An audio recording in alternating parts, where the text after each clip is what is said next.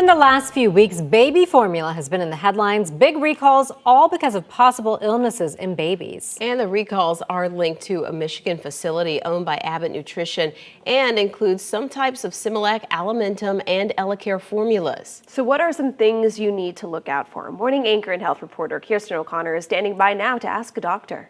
Ask a Doctor is sponsored by Conviva Primary Care for Seniors. So that's right, ladies. This recall happened after at least 4 infants were hospitalized. One of them died from a possible infection with a bacteria that may be in that powdered formula. And of course, some parents are concerned hearing that, especially as some of these formulas are for babies with other intolerances. So Dr. Jenna Wheeler, a pediatric critical care physician from Orlando Health Arnold Palmer Hospital for Children, is here now. And Dr. Wheeler, we're talking about these affected formulas. We're going to put them up on the screen so that you can see and maybe write them down if you have a pen and paper ready. This is Similac PM6040. That's the newest one that we just heard about this week.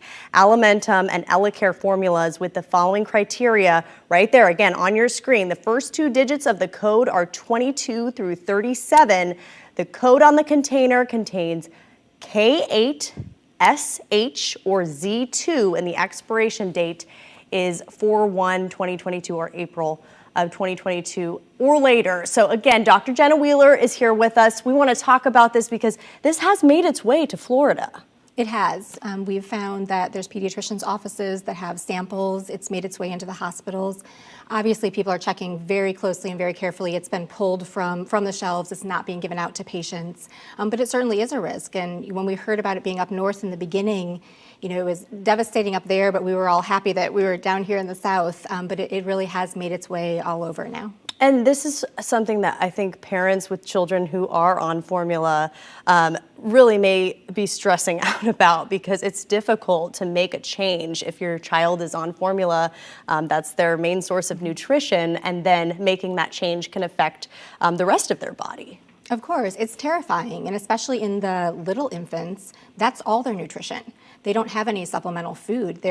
Everything that they eat is the formula, and so for parents to find out this information, to have to go and get new formula in different brands, and then also be monitoring their children for symptoms and, you know, making sure they don't have any GI upset, any, you know, stomach aches or things like that from switching. It brings a lot of stress to the whole situation. Mm-hmm. What are some symptoms that you think that parents should be on the lookout for if, let's say they already used one of these formulas and they're just finding out about this a little bit late? So the big things to look for when kids, especially infants, are exposed to a bacteria is the risk that the bacteria gets into their bloodstream. And when it gets into their bloodstream, it can go into their nervous system, into the brains. So the things that you're looking for are things like your child being more sleepy than usual, them not feeding as well, them being more fussy, and fussy in a way that you can't console them as you easily would normally be able to.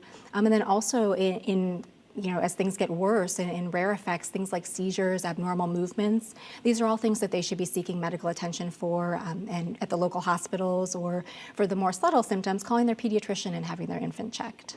And what are some questions you think that parents should ask their pediatricians? I know whenever I see my pediatrician for my daughter, I have about a list of 10 questions.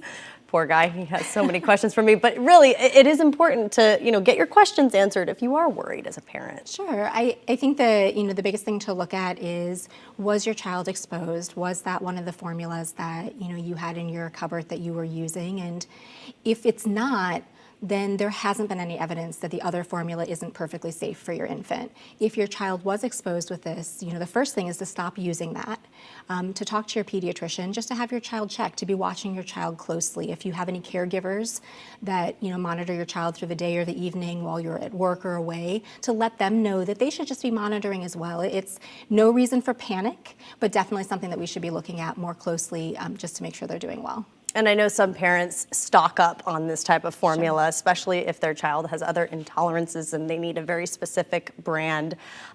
What do you think, if they're looking at their cabinets and saying, I don't have anything else? I mean, what are they supposed to do in that moment? Do they need to just try to make a switch to another sample? Or as a mom who has a baby who just switched over to cow's milk, of course, that's another question they're gonna have. Sure.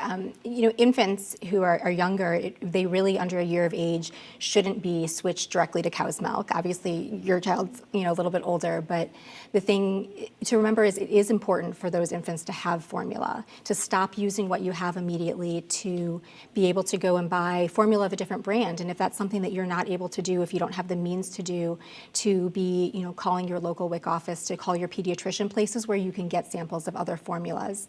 The biggest thing to remember is, it's an investment in formula. And while it might be tempting to use what you have because that's all you have, to remember that there's resources, hospitals, pediatricians' offices, places that can help you make sure that you have a safe formula for your child. Safety first.